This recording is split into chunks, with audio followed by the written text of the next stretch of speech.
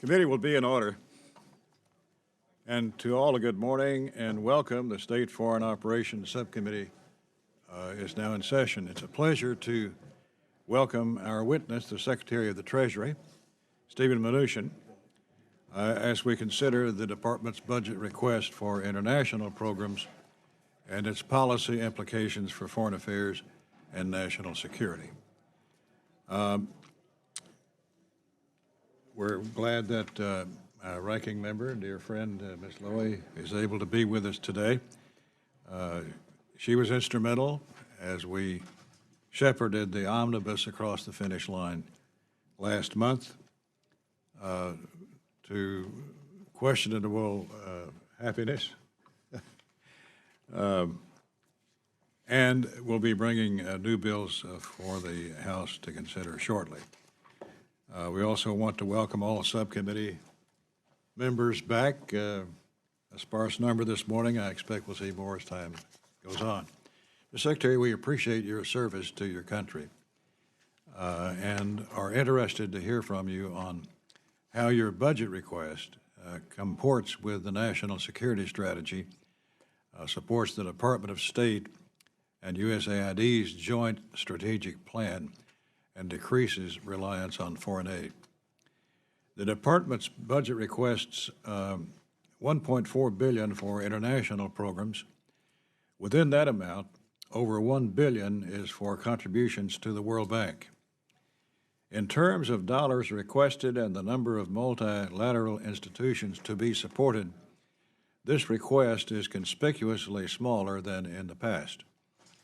I've long encouraged agencies to be as efficient as possible with taxpayer dollars, in part by taking a hard look at whether a different approach could yield better outcomes at less cost. But if the administration is deliberately reducing its engagement with multilateral banks as a matter of policy, then it's incumbent upon the Department to inform Congress of the decision and the justification for it. At the World Economic Forum in Davos, you supported the President's America First agenda, and as with other cabinet members, clarified that America First does not mean America alone. Similarly, we would not expect Treasury alone to make decisions about foreign assistance and policy.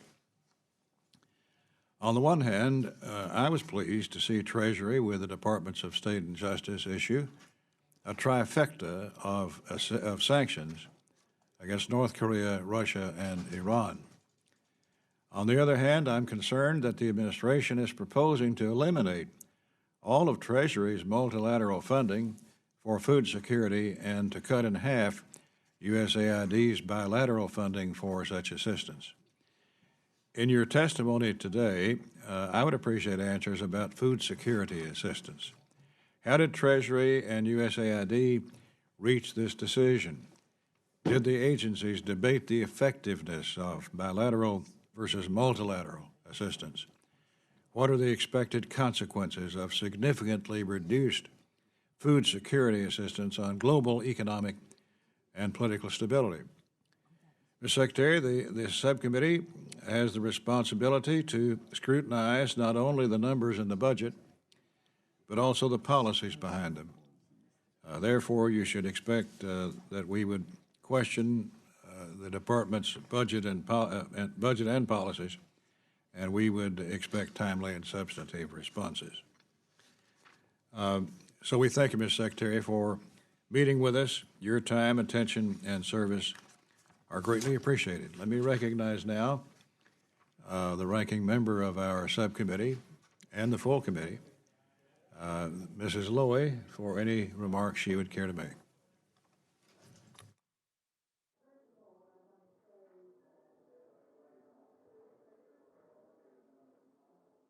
It's a little confused. I guess I'm positioned. I don't know if that's purposeful, but the microphone's over there. First of all, Mr. Chairman, I want to say before the hearing begins what a pleasure it was to work with you on the last bill, and we were so proud of it. And that's why today, Secretary Mnuchin, I have real concerns with the FY 2019 budget request. The administration has ignored congressional support for robust international engagement and has once again proposed a crippling 30% cut to our diplomatic and development efforts. I want to make it clear, Mr. Secretary, these cuts in a bipartisan way were rejected, and we turned out a really excellent bipartisan budget in the last cycle.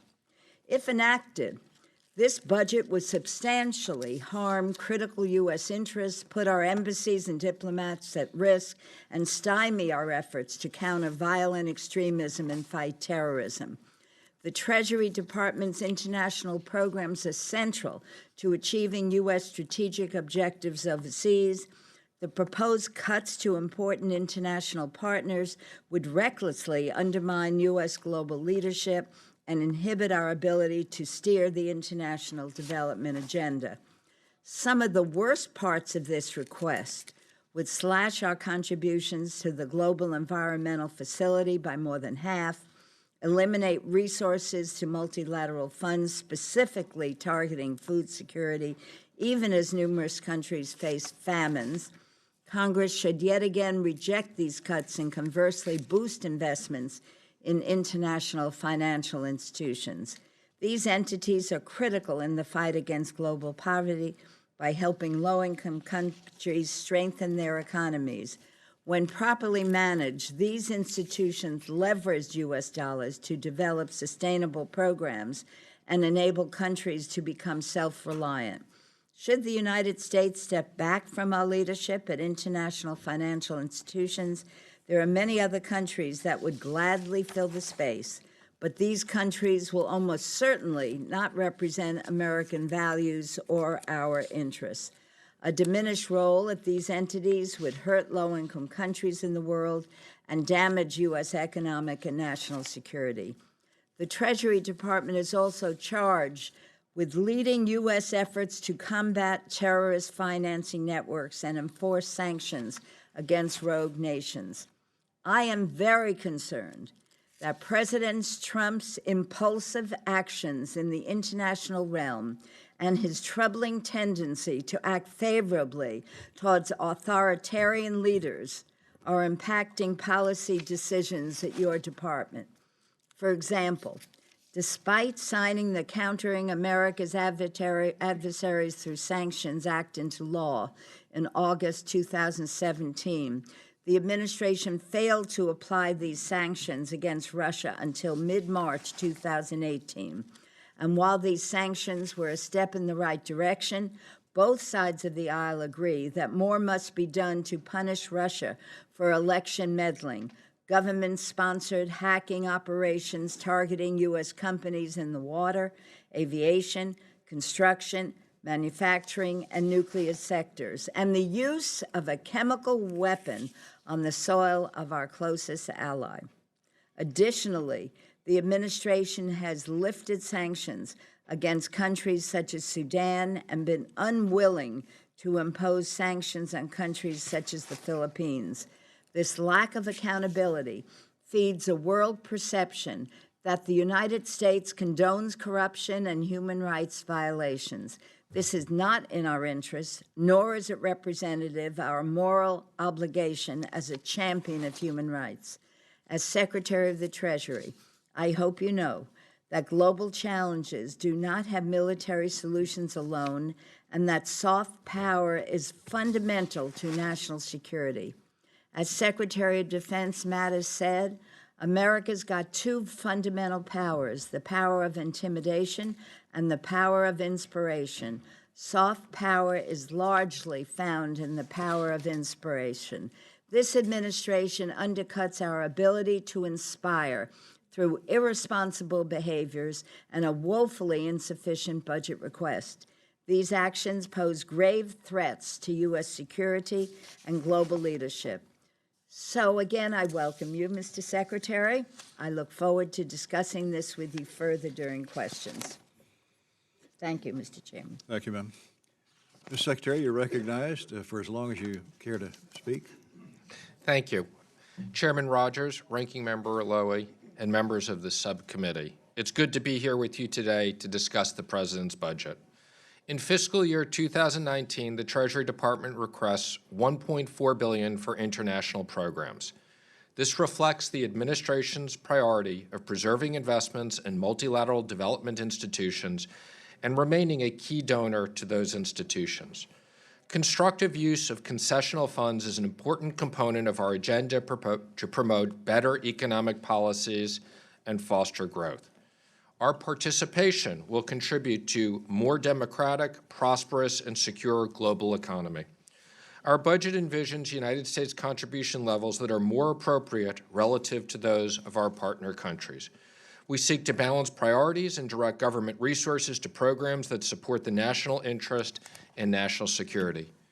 Treasury also encourages international financial institutions to operate more efficiently and has been a driver of shareholder support for reforms for the multilateral development banks. These reforms are aimed at improving governance, maximizing development impact, and ensuring financial discipline. Treasury continues to seek reforms at several of these institutions to improve monitoring, evaluation, independent compliance operations, and the efficient deployment of capital, particularly to countries that need it most. I'd also like to highlight Treasury's request for $30 million for the Office of Technical Assistance. This helps to reduce countries' dependence on financial aid by helping them to mobilize domestic resources more effectively in supporting private sector economic growth. In addition, Treasury plays an important role in combating terrorist financing, among other financial crimes, and OTA's provision of technical assistance is key to enforcing relevant laws. Ultimately, the United States expects a strong return on this investment, not only because it will help other countries to stand on their own, but also because it will lead to more secure and stable markets around the world. The policies in the President's budget demonstrate this administration's commitment to promoting economic growth, putting our country on a sound fiscal path in the long term, and prioritizing our national security. Thank you very much, and I'd be happy to answer any questions. Well, thank you, Mr. Secretary, and thank you for being here this morning. Congress gave the department clear marching orders in the form of the North Korea Sanctions and Policy Enhancement Act and Countering America's Adversaries Through Sanctions Act. I'm heartened to see the department making use of these new powers by issuing sanctions against North Korean shipping companies, Russian oligarchs, and Iranian individuals who stole intellectual property for the benefit of the Islamic Revolutionary Guard Corps. Mr. Secretary, the cooperation from other countries, especially China and Japan, is required to isolate the economies of North Korea, Iran, and Russia. You recently returned from a G20 meeting and will be attending the World Bank IMF meetings later this month.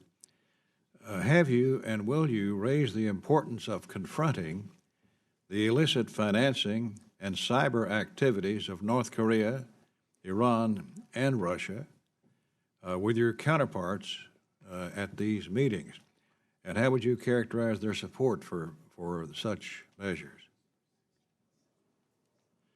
Mr. Chairman, thank you very much. I think, as you know, the Treasury Department has been very aggressive in using its sanctions authorities over the last year. Starting specifically with North Korea, our part has been part of the maximum pressure campaign, which we believe is working quite significantly and is a major contributor to having North Korea now being willing to sit down with the President and discuss getting rid of nuclear weapons. We have worked very closely with our allies, and particularly Japan and South Korea. I participated in many trial-outs with the President, as well as China. I've had very many active discussions with my counterparts. President Trump has spoken many times with President Xi, and they've been an important contributor in passing resolutions at the UN and working with us as well. On Iran, I think you know, we've been very aggressive on sanctions on Iran. We think Iran's behavior is completely unacceptable. The President is also reviewing the JCPOA and actions on the JCPOA. And then finally, I would just comment on Russia. Again, we took the CATSA legislation very seriously. We had done many sanctions on Russia before CATSA under our different authorities. I think, as you know, we have to be very careful when we issue sanctions. These are very, very powerful tools, and we need to do them carefully and thoughtfully. We just released recently sanctions on the Russian oligarchs and Russian political figures. I think they've been quite impactful. You've seen an impact on the market. We've also sanctioned a significant number of companies associated with those oligarchs, and we will continue to use these sanction authorities. Thank you. Are there further sanctions that are in your holster in regard to North Korea? Are there more sanctions that could be placed upon them than are now? I want to be careful about talking about future activity, since we try not to highlight in future activity in advance, but I can assure you that we will continue with the maximum pressure campaign. We have people working at Treasury and the intelligence community around the clock on future sanctions for all of our different programs, and we'll continue to use these enforcements powerfully. Well, I hope that there are further sanctions that could be laid on North Korea so that the pressures that are now being applied to set up a meeting between the two leaders is not the end, that we need to keep up the pressure to denuclearize, not just to meet, but to actually do the denuclearization that we're all after. So I would hope that you have in reserve some extra special punch to get us past the summit to actual results. Well, again, I want to be careful in not commenting on our reserve tank, which we are careful to guard. But I can assure you the President has instructed me to continue our maximum pressure campaign. Thank you. Ms. Louie. Thank you, Mr. Chairman. The administration has said it will not sign a new sanctions waiver for Iran by May 12th unless changes are made to the Joint Comprehensive Plan of Action, JCPOA. Now, I voted against the JCPOA, but abruptly leaving the deal risks our credibility and could isolate us. I believe we should stay in the JCPOA to ensure aggressive and vigorous enforcement of the deal, and should also implement additional non-nuclear sanctions that address Iran's ballistic missile program and other destabilizing activities. So I'd like clarity on the President's plan. What metrics is your department using to evaluate whether the suspension of specific Iran sanctions pursuant to the JCPOA are or are not vital to the national security interests of the U.S.? Mrs. Lowy, first of all, I appreciate your comments on this, and I respect your vote and appreciated your vote against the JCPOA. I can assure you we're not doing anything abruptly. This is something we've been looking at for the last year. I've personally had many conversations at the National Security Council and with the President on this strategy. I obviously can't go through all those issues in this format, but I can assure you we're not doing anything abruptly. I can also assure you that the President is very concerned about Iran's continuing behavior on both missiles and terrorism, as well as he's very concerned about the term of the JCPOA.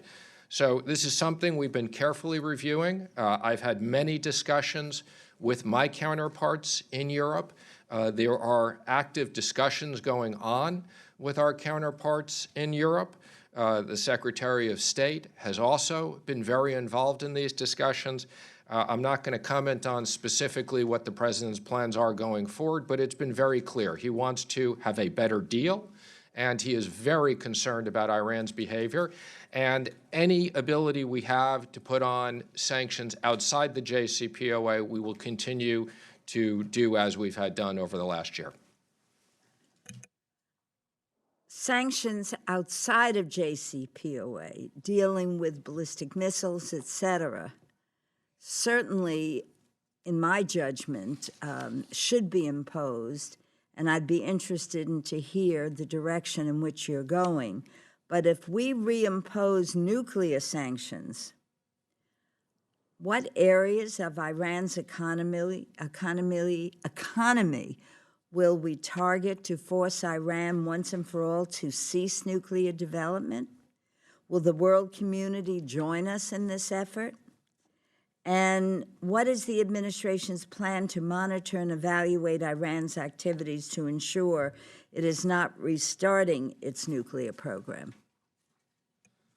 Well, first of all, I would just comment that, again, these sanctions programs are very effective. There is no question in my mind that the sanctions on Iran were what led Iran to come to the table. And there's no question that we fundamentally believe, this administration believes, that we should have had a better deal before we let the sanctions go.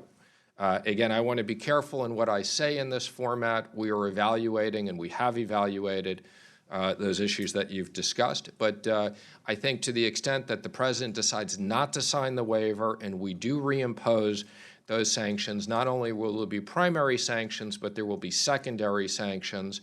And I believe that they will continue to have a very strong impact on the economy in Iran. Now, what you didn't mention, and again, I want to say, I did not support the JCPOA because I felt it should be more extensive and more inclusive. However, you're saying if the president decides to move forward on additional nuclear sanctions, what about the other partners in the JCPOA? You didn't refer to that. Again, I want to comment on, I appreciate your vote. It's not the president deciding on additional sanctions. If the president doesn't sign the waiver, so Congress requires a waiver to be signed by the president. If the president doesn't sign that waiver, we are required to reimpose the sanctions. So the issue will be whether the president wants to sign the waiver or not. Again, as it relates to, I'm not comfortable in this setting talking about what our allies will do or won't do. Again, I can assure you there have been extensive conversations both at my level and at other levels in the government on a coordinated basis with our allies, and they understand how we feel. I just will conclude that question, Mr. Chairman, but I think we need additional clarity on the president's plan because this is a very critical step. And most of us, whether we voted for JCPOA or against JCPOA, certainly Mr. Royce and Mr. Engel have had important legislation on the authorizing side regarding other actions that we think should be taken, but that's separate from the JCPOA. I'd certainly appreciate additional information, and perhaps this is not the format for you to discuss it with us. I think my time is up, Mr. Chairman, so I'll save the next question. Thank you, Mr. Chairman. And thank you, Mr. Secretary, for being here this morning. I certainly appreciate the work that you're doing and the administration are doing on the issue of sanctions with respect to North Korea, Russia, and Iran. It's very necessary and much appreciated. But I'd like to focus on the Export-Import Bank and trade generally. As you may be aware, it seems that we are now at the beginning stages of what some are calling a trade war. I'm very alarmed by the way the administration is proceeding on the issue of trade, launching against friend and foe alike on aluminum steel tariffs, and then only to pivot to the real issue, the big issue, which of course is coercive technology transfers and intellectual property theft by the Chinese, as well as excess capacity of metals. But in the process, we seem to have offended our friends and allies. I wanted to say this, though, on EXIM. This bank does not fully function. Do you, as Secretary, want the Export-Import Bank, and does this administration want it to fully function? Yes. Okay. There is legislation pending, and we put it in the appropriations bill, State Foreign Operations, the last few years, Lindsey Graham and that would allow the bank to function without a full quorum so that they can make loans for over $10 million, knowing that there are hundreds of deals out there that are not being done for export. We can't send any, all kinds of, Mack trucks in my district can't sell trucks to Cameroon. We can't sell locomotives to Africa from GE out of Pennsylvania and Texas. I've got a long list. It's not happening. We need your leadership and the President's leadership to say you want this to happen, because the nominations are going nowhere in the Senate. Do you have any comment on that issue? Well, again, the President is very interested in reopening the Export-Import Bank. As you said, it is effectively closed because of the lack of quorum. Our first choice is to get people confirmed and have it fully functioning, but to the extent we can't do that, we're happy to work with you and look at the legislation. Because it's getting very late. You're going to lose capacity over there over at the bank. You know, we've been having this battle now 4 years, and the President states that he wants to see the trade deficit shrink. Well, here's a way we can do it and make some money for the Treasury in the process. And it just seems like, I just feel like there hasn't been enough leadership coming out of the executive branch saying they want this to happen. In fact, I think there are people in the executive branch who don't want it to function. And I think that's kind of a mixed message I'm getting. I'm pleased that you are on board, but I get the sense there are those in the administration who are not. Well, I can't comment on everybody in the administration, but I can comment the President does want it to function. And I guess, and again, I realize you're not the trade ambassador, USTR, so I'll be a little respectful. But you are Treasury Secretary, and obviously we have a complex relationship with the Chinese. And I'd like to get your take on, you know, the second and third degree implications of this tit for tat with China on trade and tariffs, and how it might affect their purchase of our debt or treasuries.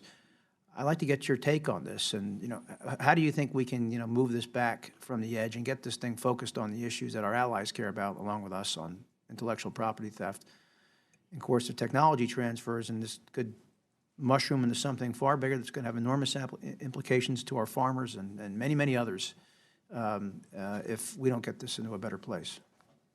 Well, I think, as you know, and I just want to put this in perspective, the President's economic plan has always had 3 parts to it, and this was broadcast going back to the campaign: tax relief, regulatory relief, and trade. We very much appreciate, and we're beginning to see the impact of the tax bill that was passed last year. We're really just beginning to see the important economic aspects of that. I think we've made a lot of progress on regulatory relief that's also having a positive impact on the economy, and we're now dealing with the trade issues. These trade issues, we've been discussing them for the last year. The economic team meets weekly and has reviewed all these issues. The President has been actively involved. I speak to the President almost daily on these issues. I think as it relates to China, we should refer to this as a trade dispute, because that's what it is. Going back to the Mar-a-Lago summit, which was a little over a year ago, President Trump and President Xi dealt with this issue and agreed that we would work on reducing the trade deficit together. We've been in active discussions over the last year on that, and the 301 is meant to protect our companies, our workers, and our technology. Well, thank you. Let's just give trade peace a chance, because there's a lot of concern out there that we're not moving in the right direction. I agree with you on deregulation and tax. We've done good work. I agree. I think on trade, we are not in a very good place right now, and that needs to improve. Well, I would just finally comment, President Trump did appreciate President Xi's speech and some of the things he acknowledged, and I think you saw that in the tweet yesterday. So we look forward to continuing to work with China on our mutual interest on this issue. Thank you. Mr. Reppersberger. Sure. First thing, I'm very concerned about the decreasing budget as far in the developing world. We see budget proposals that pull back from our investments in the multilateral development banks, MDBs, and if we continue to pull back, China will continue to step right in and fill the void. China has been increasing its investments in infrastructure all over the globe. Their Belt and Road Initiative, which is being funded partly through their development bank, will connect China to the Middle East and Africa. creating new markets and building China's influence. I believe this effort will significantly impact our influence in these regions. Now, a question, how does this budget reflect our efforts to counter China's growing influence? Do you believe the United States can maintain its influence around the world when we pull back in this area? What would you say to concerns that an increase in China influence would be a threat to the United States national security? Now, when the U.S. Does not meet its international commitments, we're at risk of losing influence, and that's a major, major issue, and the power to direct policy in our favor. So if you could answer that, I'd appreciate it. Thank you. I would say that we are concerned about China's growing lending on the One Belt, One Road around the world and the influence and the concern that it causes. I think also we're concerned in certain areas where countries can't necessarily afford the loans. I would comment that as it relates to the multilateral development banks, I very much support these. The major institutions, we've asked for the same amount of money in the past. The World Bank, through both the IDA facility and IBRD, we very much support. We're looking for more efficiency at these institutions. Matter of fact, I have a meeting with the head of the World Bank later today. I look forward to the meetings next week here. But we very much support these development banks, and on the margin, we're just looking for more efficiency in them. Now, as far as the JPCA is concerned, when we passed that, I was the ranking member on the Intelligence Committee, so in that regard, knew a lot more than most of the people who were voting on it. In the end, I think it was the right thing to do, and the reason is because if, in fact, we would not have moved forward with that, the Middle East and the world would have been a lot more dangerous because Saudi Arabia, Turkey, other countries would have gained nuclear weapons, and they could purchase it. And that would be very, very dangerous. Also, what's happened now, the checks and balances and the inspections have worked at this time. Now, I agree Iran is one of the most dangerous countries in the world. We have to deal with that. But as it relates to the nuclear issue, and what is a lot of times people mistake what happens with the JPCA is everything else that Iran is doing. But what it really has done has at least slowed down nuclear weapons in the Middle East. So when you're negotiating, and whatever you're doing, don't open a can of worms. Open up a can of worms. We're the only country that pulls back. And I would hope we would look at what it is, not because the president said this in a campaign speech throughout his entire campaign, but really what is working, how it's working, and to make sure that we come together with our adversaries who signed that and our allies also. If you could comment on my comment. I know where you are, I know where the president is, but I think this is a very, very serious issue at this point. Well, I want to be careful of what I comment. I'd be more than happy to come meet with you and talk in a classified setting on these issues. They are complicated issues that I'm just not comfortable, obviously, going into the details. As I've said before, I fundamentally believe, and the president believes, that although there were certain benefits of the deal, that we should have had a better deal. And we have significant concerns about the deal. We've obviously done a lot of work and a lot of discussions at the National Security Council on this. We've reviewed, obviously, a lot of classified information. We've discussed a lot with our counterparts. Again, I don't want to comment what the president may or may not do on signing the waiver the next time, but we've been very clear with our allies what our objective is here, and that is protecting the United States, protecting the rest of the world against the malign behavior coming from Iran. And you see that today in Syria. These are probably some of the most dangerous times we have, the Russia-China threat, the Iran threat, the North Korea threat, the ISIS threat. And it's important that we maintain as much stability as we can. So I would like to meet with you on this issue. I guess you're hard to get a hold of. Will you commit to that meeting? I will, and I'm not hard to get a hold of. Oh, okay. Well, then we'll see. We'll test it. That's fine. I'm actually pretty easy to get a hold of. Yield back. Mr. Fortenberry. Thank you, Mr. Chairman. Mr. Secretary, welcome. We have a formulaic problem in Washington, and it's this. Good intentions plus more money means good outcomes. That's not necessarily true, especially when you're dealing with multilateral institutions that sometimes can become bloated and elitist and are not tethered to holistic integrated metrics that are constantly presented. I'm amazed at, during budget season, how some institutions who really never show up start coming around when budgets are threatened. You mentioned that sanctions are a very powerful tool, so are budgets. They tend to focus the mind. Now, in this regard, though, I want to try to get you to reconcile some comments you made last year at this hearing with some of the cuts that you've proposed. For instance, you mentioned that the Global Environmental Facility, the GEF, was one of the most important and most effective programs in the field serving U.S. interests. You've got a proposed 50% reduction. The Feed the Future program, widely supported bipartisan initiative in Congress to rethink how we protect our most vulnerable, leverage aid capacity with other nations, and build out the infrastructure that attacks systemic poverty and helps those who are most vulnerable. The multilateral development banks that are proposed for significant cuts are an integral part of Feed the Future. So, in one sense, again, budget reductions or proposed budget reductions can help focus the mind of institutions that may not be as efficient as you just said, and yet at the same time, I need to better understand your strategy in this regard. The comment that you did give that contribution levels that are more appropriately relative to our partner countries and we seek to balance priorities is vague. So can you help me understand the strategy that you're implementing here with these proposed reductions, particularly in light of what I think is a generous comment to you earlier, that sometimes wielding budgets can actually help focus the mind and bring about reform, but it has to be tethered to a strategy.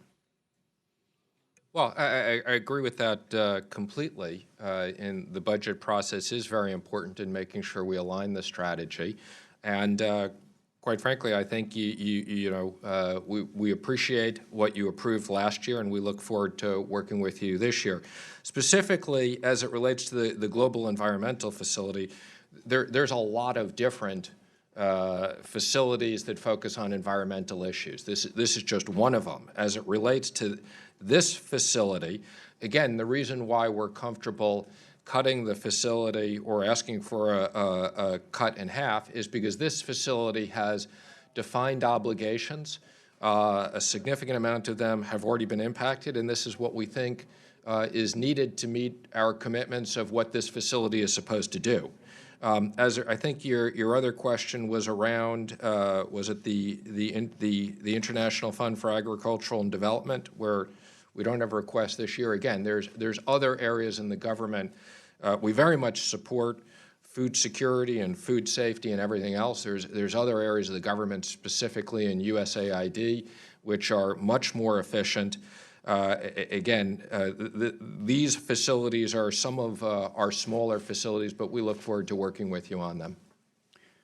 Well, in regards to that comment, I understand David Malpass has now been confirmed as your Undersecretary, so we would appreciate a very rapid opportunity to integrate with him and his strategy in this regard. Again, because some of our programs designed to build out the sustainable economic infrastructure to attack systemic poverty, which Feed the Future is fundamental to, are tied inextricably to some of the multilateral development banks. So if that's just being pushed to, that intention is being pushed more to USAID, then we have to, because you don't feel like it's properly embedded in your department any longer, we have to understand the fullness of the implications of this. So it's not a cut per se, but it's a change in strategy. But I think the broader piecing together of that strategy has to have a fuller conversation, or else we're going to undermine the intent of Congress at some very important a new architecture for the 21st century that's emerging in terms of both food aid and economic regeneration possibility for the world's poorest. So what I don't want to end up is with a budget cut or not. Is the budget cut tied to the broader strategy of meeting the mission goals? Good. Well, next week we have the World Bank and IMF meetings, but I'll ask David Malpass to come and see you the following week and coordinate with you and your staff, and he can come discuss the strategy with you more carefully. Thank you very much. Thank you. Mr. Secretary, okay, yeah. Ms. Ming. Thank you, Mr. Chairman. Welcome back, Mr. Secretary. I wanted to ask a question about cryptocurrencies, which we know can be used to finance crimes and evade sanctions. What is Treasury doing to address this new threat, and how can we here in Congress work with you to prevent use of this? Thank you. I appreciate that question because I'm very focused on cryptocurrencies, and the social media following will now go up dramatically when we talk about this. So this is a very popular subject. I have been very active over the last year on this issue, both working at the G7 as well as working with the regulators here. From Treasury's standpoint, we have two major concerns. One is we want to make sure that cryptocurrencies cannot be used for illicit activities. So on that front, in the United States, we have very strong rules and regulations from FinCEN that if you're a cryptocurrency dealer, if you're a wallet, you are subject to the same bank secrecy laws, the same anti-money laundering laws as a bank.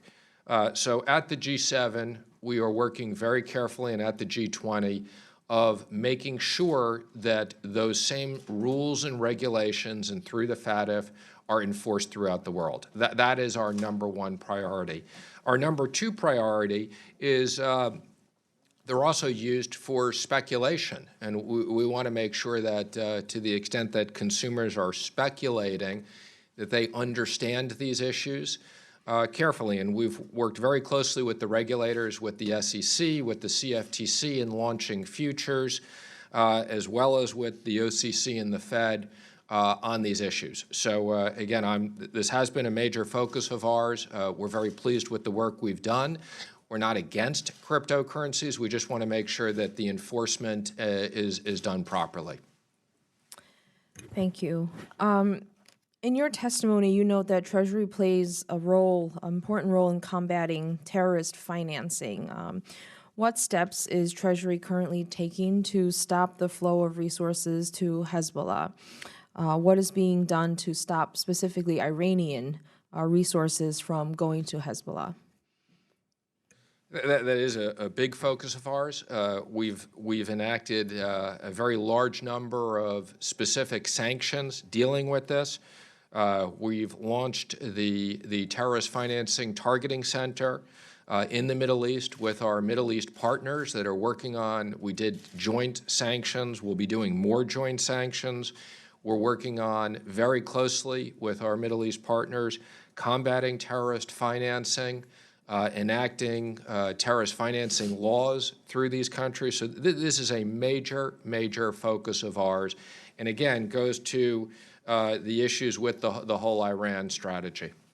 Do you think that the administration should consider designating Hezbollah as a transnational criminal organization? It's something that we're reviewing. I'm not going to comment it on this moment, but it is something we are reviewing.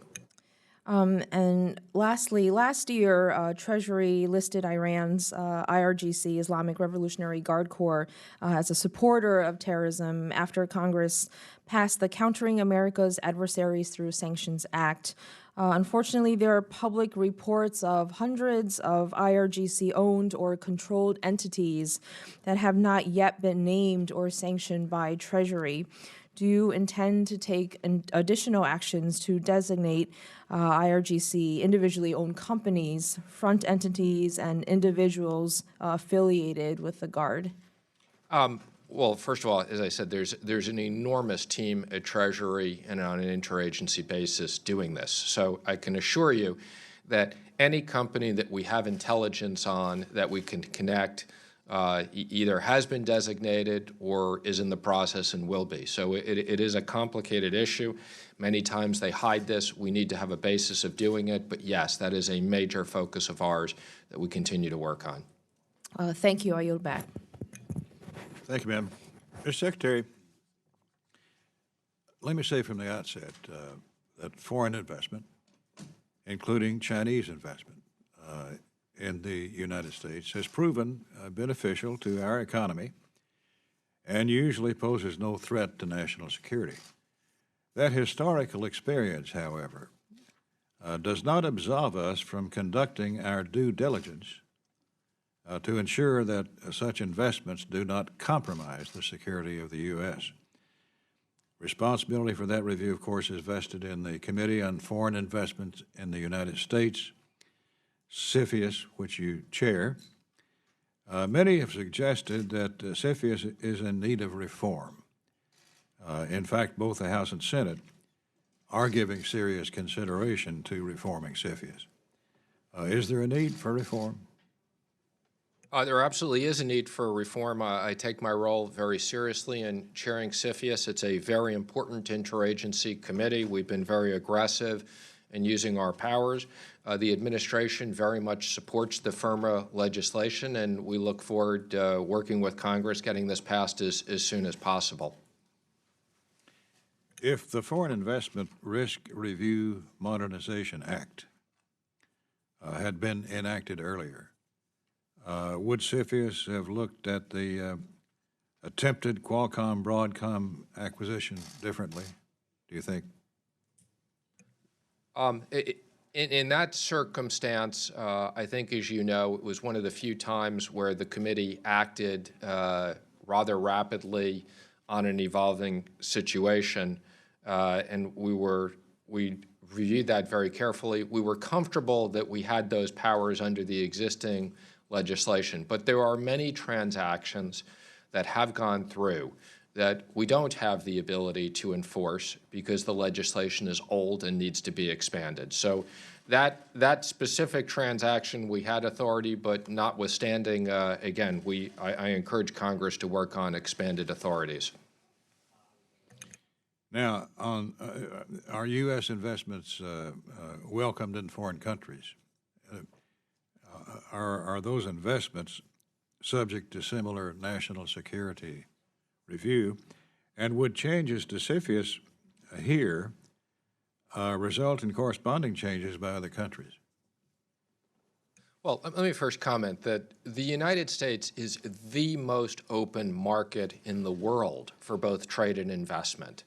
And that's something we're very proud of and something we're very pleased with. So going back to the trade issue, the president wants free and fair reciprocal trade. So we are only looking to be treated the same way abroad. As it relates to investment, we welcome foreign investment. We also welcome our ability to invest overseas. So no, Mr. Chairman, I don't see anything that will hinder this. And if anything, we are working with the European countries on enacting similar CFIUS type of legislation, and we would encourage them to have appropriate restrictions for national security concerns. Back a minute to the multi-development banks, multilateral. Last year, I asked you about proposed cuts to the MDB program. That trend of cutting multilateral development bank contributions continues into this year. Do these cuts reflect your doubt about the cost effectiveness of MDBs?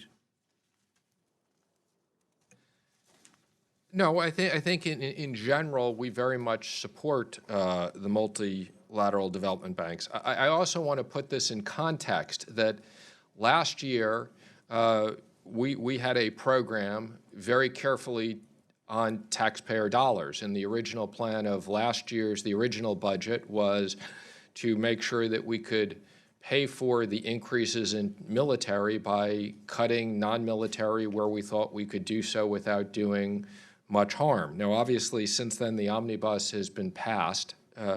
We're comfortable with the 2019 requests, but again, these were all put in the context of we were concerned about government spending in general. Ms. Lowy.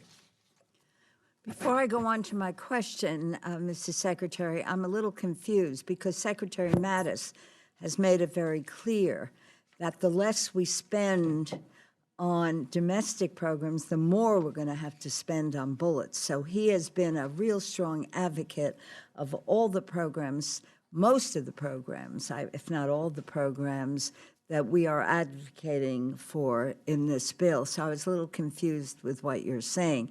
Certainly an increase in defense doesn't mean we should automatically decrease some of these other programs. But let me follow up on Mr. Fortenberry's question, and I would like you to elaborate on your answer. Mr. Secretary, U.S. interests transcend borders, and the only way to tackle global challenges is through partnerships. There appears to be a change in policy regarding U.S. participation in multilateral institutions that have not been discussed with the Congress. Last year, for example, the U.S. abruptly announced it would no longer support the Global Agricultural and Food Security Program, and for the first time in 30 years, did not make a pledge to the replenishment of the International Fund for Agricultural Development, despite participating in the replenishment process over the course of a year. Why are you stepping away from these institutions?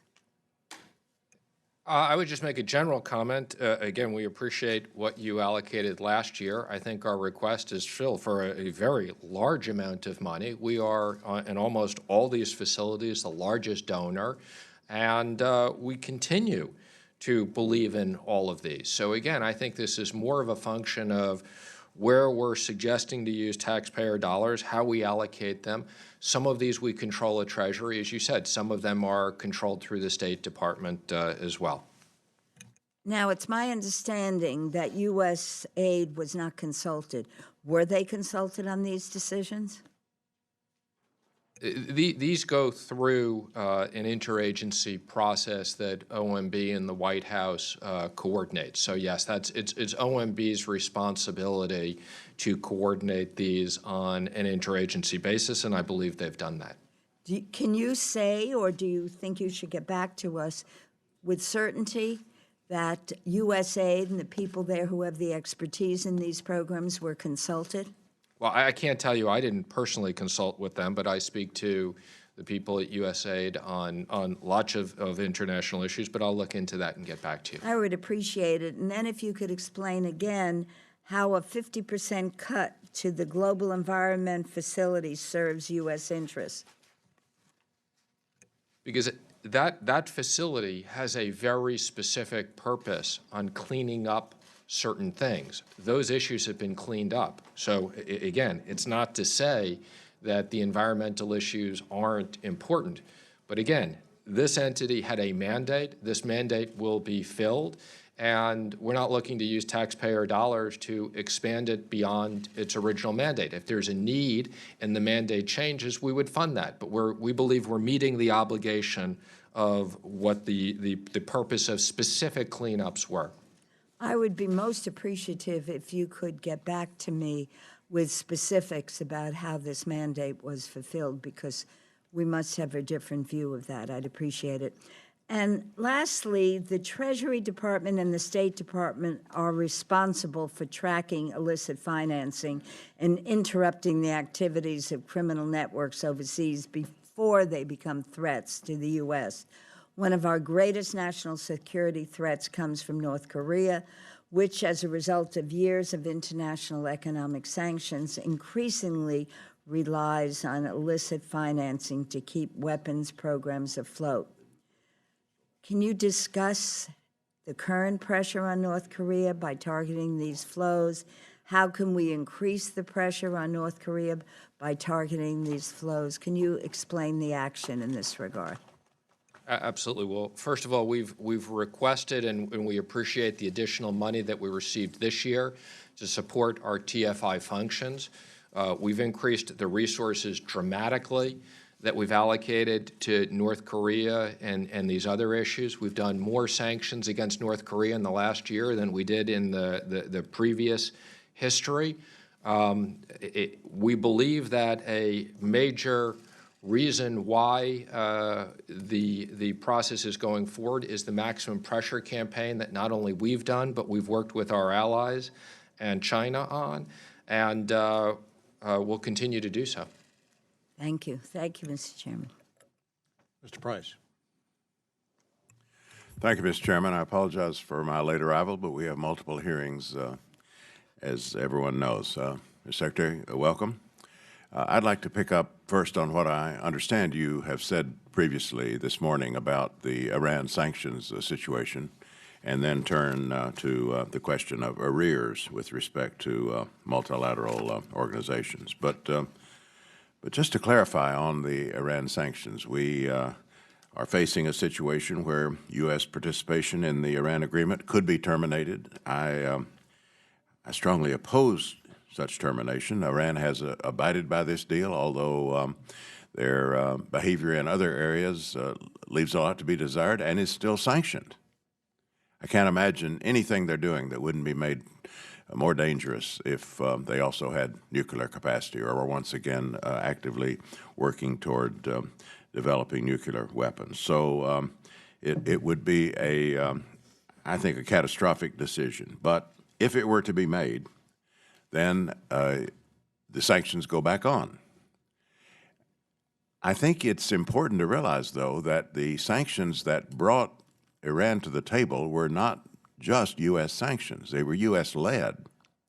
But these were multilateral sanctions. The sanctions that brought Iran to the table in the first place were the result of an extraordinary diplomatic effort, which included the countries, not just our Western allies, but also Russia and China. So I'm sure you didn't mean that were we to abrogate the deal or to pull out, that international sanctions regime would be reinstated. And since I know you couldn't have meant that, I need to ask what the effectiveness of unilateral U.S. action in this regard could possibly be. Well, first of all, I just want to comment, okay, that this is a deal that was not approved by Congress. Two, it's not a function of us pulling out of the deal. It will be a function of whether the president decides to sign a certification that he's required to sign by Congress for the sanctions relief to stay in place. If the president decides not to sign that, it doesn't mean that we're necessarily pulling out of the deal. What it means is that the primary and secondary sanctions will go back in place. It's an automatic procedure under the congressional legislation, and we would expect to enforce those international sanctions, both primary and secondary sanctions. In this format, I don't want to, again, let me be clear, we have no interest in having Iran having nuclear weapons. That's absolutely something we would prevent.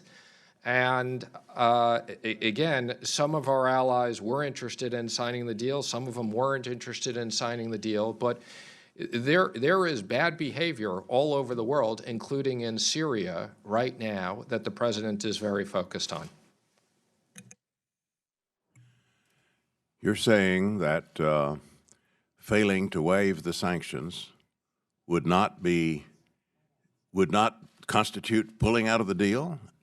I mean, the deal is all about sanctions and lifting sanctions. It's these international sanctions, sanctions observed by Germany, Great Britain, France, Russia, China, and many other countries. The international aspect of those sanctions is what brought Iran to the table in the first place. And we have the ability to enforce many aspects of those international sanctions in dollars if the sanctions go back in place. But again, I look forward to talking to you more about this in a different setting. All right. I have used most of my time, Mr. Chairman, but I would appreciate some commentary if we could have it about these arrearages.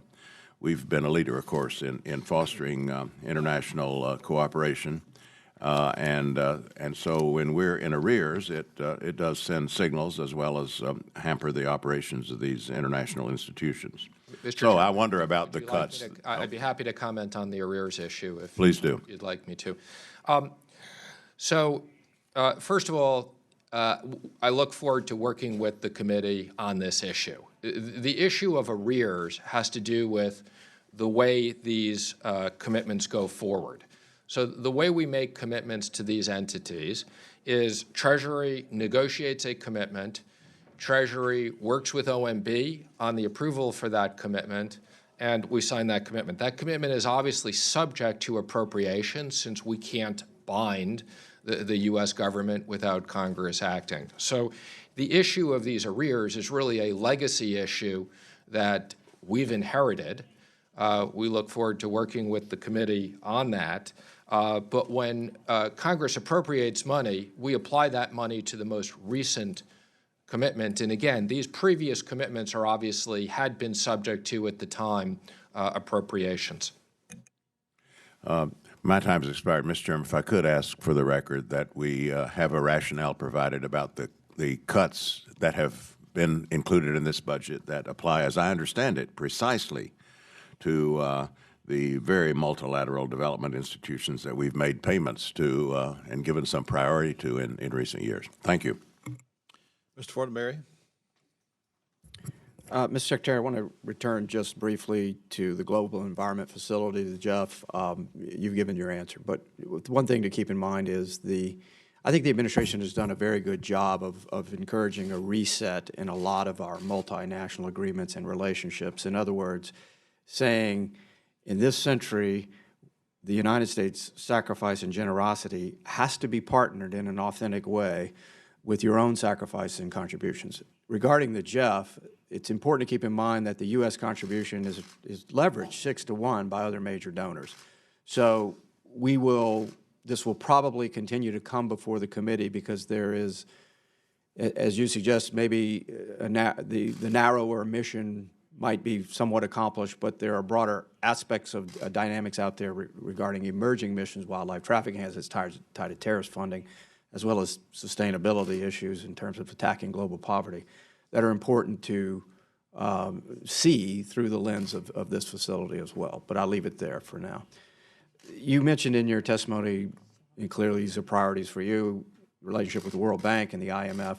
Our alternative executive director to the IMF, I would encourage you to put as a part of our mission, or make a priority as a part of our mission, the fight of anti-corruption, or bring a fight to anti-corruption measures in international finance institutions. This is very important so that we ensure, back to the longer-term strategy, if we're participating in multilateral initiatives, that it is going to the right place to help the most vulnerable and to build out the sustainable systems that actually bring about protection for those who are most in need in just governance structures. I think the IMF, with its extraordinary role that it plays in reform around the world, should integrate this into their primary mission. I'd like your perspective on that.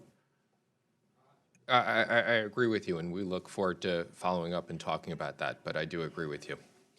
Let me ask, go to the JCPOA one more time as well. What will you recommend to the President? I'm not going to, in this setting, comment on my personal recommendations to the President. Those are obviously confidential, but I am integrally involved in this, and I support the President's view, and we think very similarly on this. I didn't think you'd answer the question, and I respect your prudence in that regard, but it was meant to be provocative. Obviously, this is coming upon us quickly, and given Congress's the problem we have of lurching from crisis to crisis without the ability to think through long-term strategic planning, I do think that both the consequences of being in this and the consequences of not being in this to be thoroughly thought through and in a dynamic, ongoing conversation with us, if it does need to be in private, is of absolute urgency. Okay, and I just want to assure you, these discussions have been going on for the last year. The President has signed the waiver several times with very clear instructions as to what he's wanted to do. I look forward to hopefully Director Pompeo being confirmed soon, because he's been an integral part of these discussions, and he would, in his new role, continue to be. Well, look, a lot of us I didn't vote for the agreement either. One of the reasons I didn't was concerned about Iran's ballistic missile program, and there were dynamics associated with the agreement that clearly have unleashed that. However, what we do not want to end up with, obviously, is some type of new arms race in the Middle East, or our inability to actually leverage with international partners outcomes that we see that are desirable. If it's a delay moving toward a permanent stopping of Iran's nuclear weapons capability, wonderful. Losing that, though, is, of course, a huge problem and demands that we have an alternative strategy in place. But you've offered several times to meet in confidence or in another setting with some of us, I'd appreciate being a part of that. Ms. Secretary, could I be a part of that? Oh, yes, I'm sorry. I thought that was, I shook my head. It was yes. both a question and a statement. Thank you. Thank you. Ms. Secretary, let me ask you a more or less a philosophical question. It may appear to be rambling, but I'm not sure how to phrase this subject. I'm really thinking about the prowess of the China economic juggernaut. Everywhere that I go or hear from in the world, the Chinese are there with something that they had not had before, some office or some money or what have you.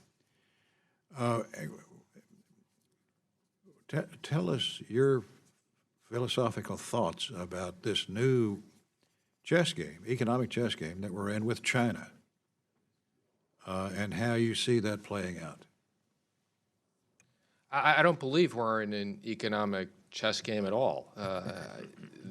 First of all, as I've said, I think President Trump and President Xi probably have the two best relationships of any two leaders between the United States and China. President Trump speaks to him regularly. I have met with and spoken to my counterparts over the last year regularly. We've been very clear in what the issues are. So these are issues that I think we all share. The trade deficit is too large. We have agreed to try to work together on that. The 301 that Ambassador Lighthizer led was something that was carefully reviewed on an interagency basis and coordinated. The report is several hundred pages and goes through very details on protecting our intellectual property. There were hearings on this. The president has announced potential tariffs. There will be discussions and reviews on this in a public format. So I think we've been very transparent in what our objectives are and what we're trying to do. And as I've said now publicly many times, our objective on the trade dispute is to reach an agreement on our common vision of lowering the trade deficit and making sure that our companies have the same opportunities in China that Chinese companies have today here. And if we're able to accomplish that, that's one of the biggest single opportunities for our companies in a large growing economy. Well, I appreciate your statement about the president's friendship with President Xi. But we've got an enormous trade deficit with China that keeps growing. And we're talking hundreds of billions of dollars a year. And it's been going on now for a long, long time. We've seen the Chinese economy grow to enormous proportions, enormously fast, at our expense. So what is it about that picture that we're not seeing? I mean, why is this trade deficit so huge? And how are the Chinese able to build that kind of an economy at our expense? Well, I think the simple reason why it's so large is because our markets are completely open and their markets aren't. We buy over 500 billion of goods from them. They buy 130 billion of goods from us. Our economy is roughly, is not quite twice the size. Their number of people is multiples of ours. So as I've said, this is something that we believe our objective is to increase our exports. That's our clear objective to narrow this deficit. Well, in the meantime, we are seeing the economic structure of this country being eroded by this enormous difference in trade with China, principally.